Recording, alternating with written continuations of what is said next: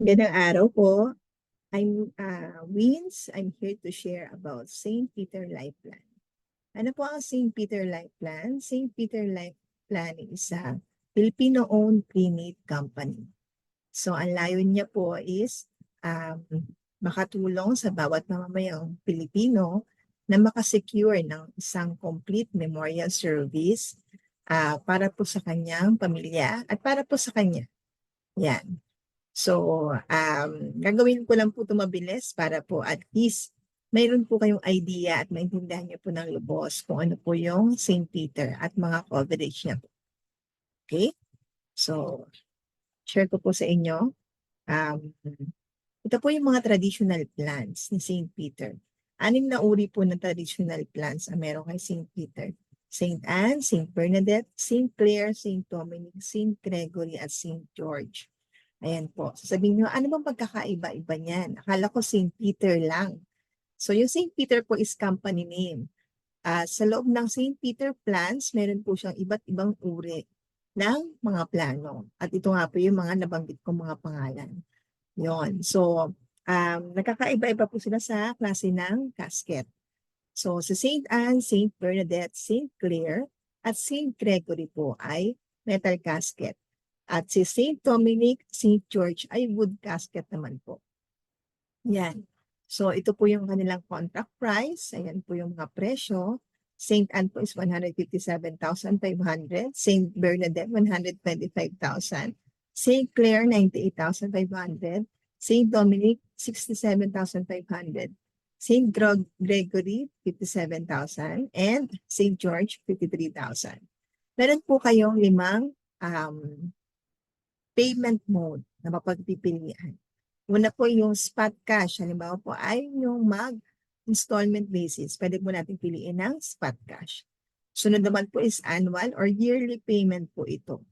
Sabihin po, sa loob ng 5 taon, 5 beses lang kayo magbabayad kasi po naka-annual mode of payment kayo. Semi-annual is every 2 times in a year, every 6 months. Quarterly po is 4 times in a year, kumbaga within 3 months. Kumbaga 4 na quarter po sa loob ng 1 taon. Yan. Monthly naman po is every month. Kung ano po yung gusto ninyo dito sa mga mode of payment, pwede niyo po siyang pagpilian. Ngayon, tatanungin niyo po kung ano yung best mode of payment sa 5 na ito. Kung mayroon naman po kayong savings, I suggest mag-annual mode of payment po tayo para po yung contract price and the payable amount ay parehas lamang po. Wala pong interest. Yan. Okay? Next po. Save as much. Ayan po. Pinapakita lang po dito kung ano yung pre-need price and at-need price. Ano po ibig sabihin ng pre-need price? Ibig sabihin po, malayo pa lang pinaghahandaan na natin. Okay? Pag at-need price naman po, is yun ngayon na. Ngayon po nagkaroon ng event, ngayon na po tayo kukuha ng service. Hindi po tayo nakaplano. Ganon. So, tingnan nyo po ito. Yung St. Anne po, ang at-need price na po is 220,000 to 240,000. Ang savings niyo po yan kapag kumuha kayo ng pre-need price is 82,500. Yan. St. Bernadette naman po is 125,000 po ang pre-need. Ang at-need price niya po is 170,000 to 190,000. May savings po tayo na 65,000.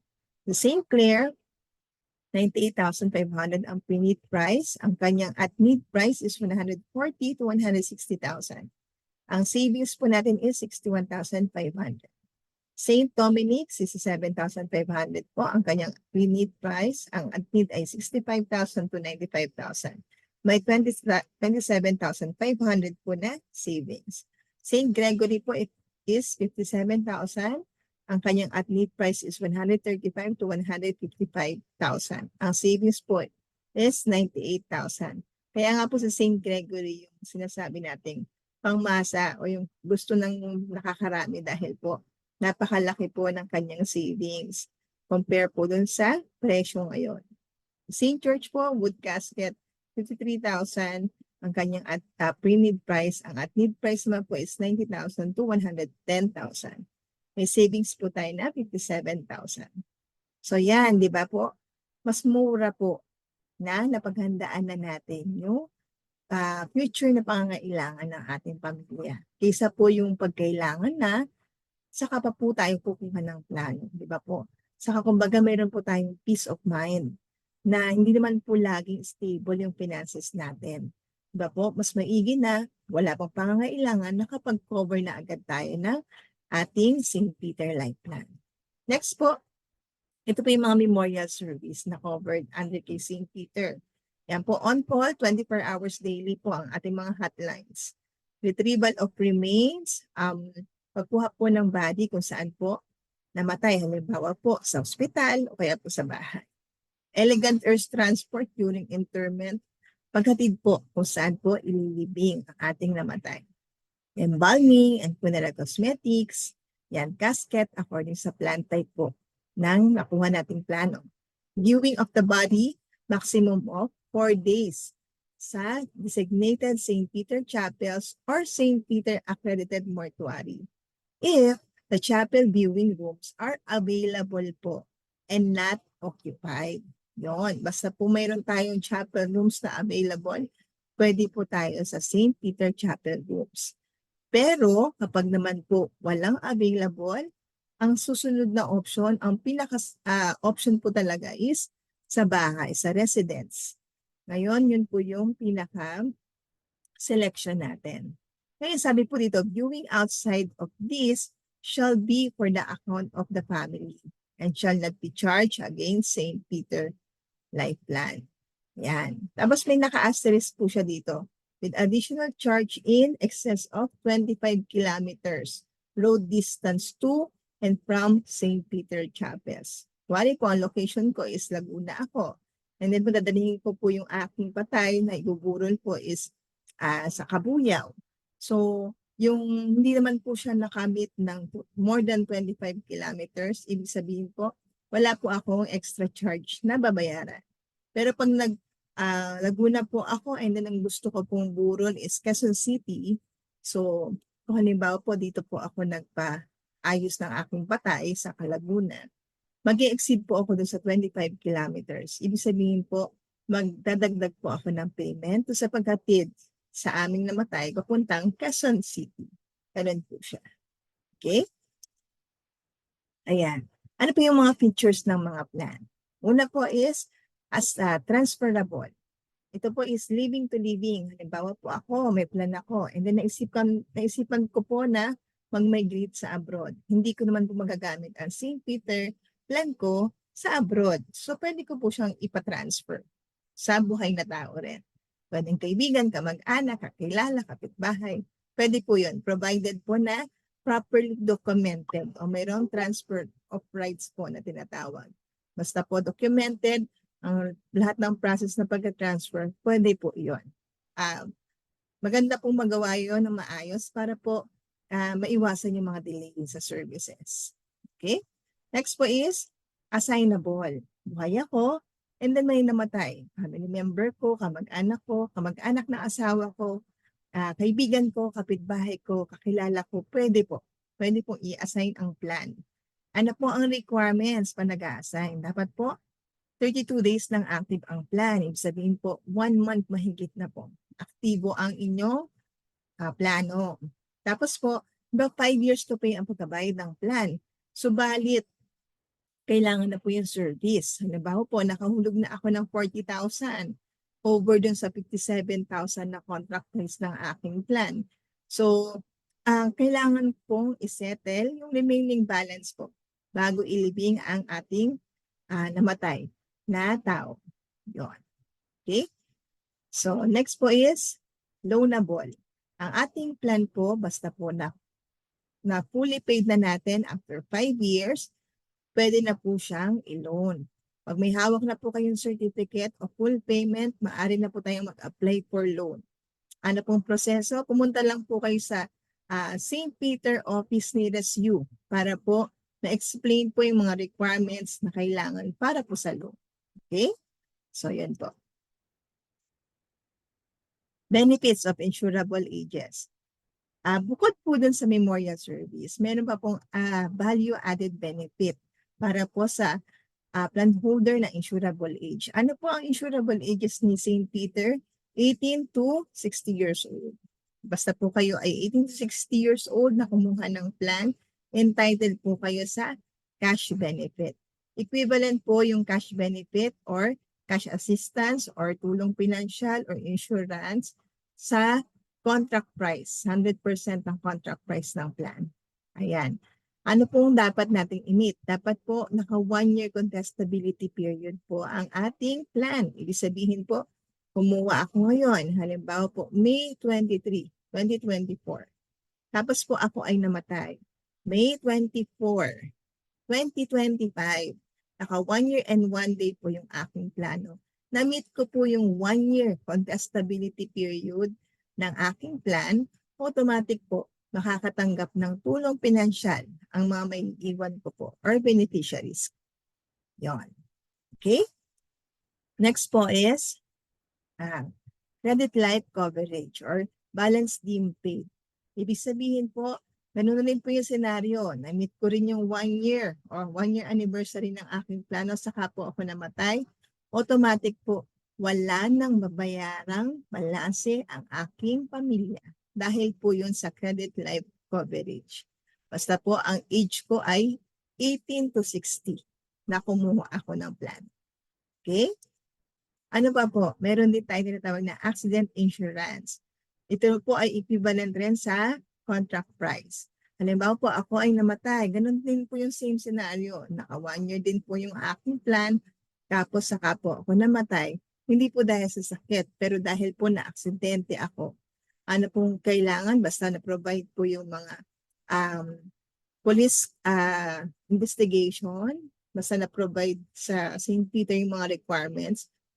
Ako po o yung pamilya ko po ay makakatanggap ng additional accident insurance or accident benefit. So kung baga po, madodoble lang yung insurance na makukuha ng aking pamilya. Ayan, ito po yung summary of benefits. Kung mapapansin niyo po, dun sa 1 year to 5 years, habang ako ay nagbabayad ng plano na insurable age po ako, covered po ako sa cash assistance benefit, accident, death, and dismemberment, credit life coverage o yung kung wala nang babayaran ng balanse, and waiver of installment. Kapag ako naman po ay nagkasakit or nagkaroon ng critical illness, maaari po ang mag-apply ako for waiver of installment. Sasabihin niyo sa akin, Wins, paano yan? Natapos ko na yung 1 to 5 years ng pagbabayad ng plano. Ano na lang yung makukuha ko kay St. Peter? Kung mapapansin niyo po, yung 5 to 10 years dito, extended po yung cash assistance benefit or yung insurance po.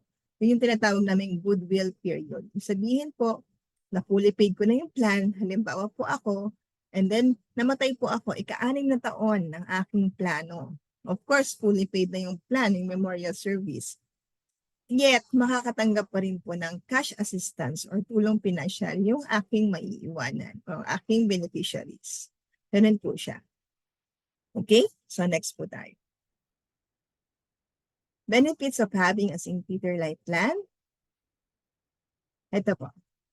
Convenient. Bakit? May 5 modes of payment to choose from. Reliable memorial service assistance, just 1 phone call away.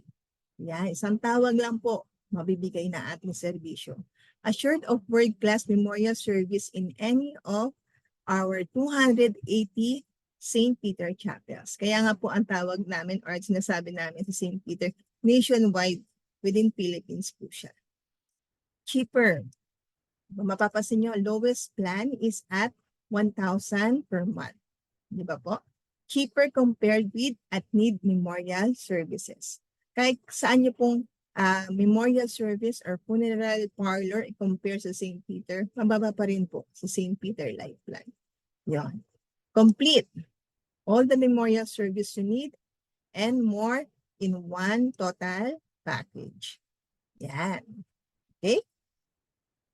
So ito po yung mga service protocol. If something happen po, wag po tayong magpanic. Ano pong gagawin? Call your St. Peter Life Plan sales agent or Kapag hindi nyo ako makontak, maaari po tayong pumunta sa St. Peter Chapel nearest you. Okay? Yan. I-provide nyo po yung LPA or yung Life Plan Agreement Number. Nakalagay po yun sa agreement form na marireceive ninyo. Plan type, full name, and birthday for verification of plan status. Okay? And then, inform your agent on the full name of the deceased, sino po yung namatay, and place of retrieval, then contact person and contact number to facilitate the retrieval. Pwede nyo rin pong inform sa amin bilang agent or pwede rin po sa chapel nyo po i-provide yung mga details na ito. Okay? So, yan, sasabihin nyo sa akin, legit ba yung kausap ko na agent through online? By the way, my name is Alvina Ikumanuba. Ito po yung mga ilan sa mga certificates na natanggap po sa pagiging St. Peter agent. Okay? Para po ma-inform kayo at malinawan kayo na ako po ay legit na St. Peter agent. Maaasahan niyo po. Nasa testimony rin po yan ng aking page at nasa testimony rin po ng aking Facebook account. You can search me by keying in yung Alvina Ikumanuba. That's my FB name. And then, yung aking page naman po is St. Peter Care Consultant. Yan. So, I hope to see you and message me, contact me if you have questions. And then I'm willing to help po with regards to your St. Peter Life Plan. So, yun po. Mag-umpisa na tayo. Secure your St. Peter Life Plan now. Kasi the best time is now. Di ba po? Bago po ang lahat, gusto ko po kayong iwanan ng isang paborito ko pong Bible verse. Sabi ni Lord sa Jeremiah 29:11, "For I know the plans I have for you, declares the Lord, plans to prosper you and not to harm you, plans to give you hope and a future." So yun lamang po. God bless. Hope to hear from you soon. Thank you and abuhay po kayo. Thank you.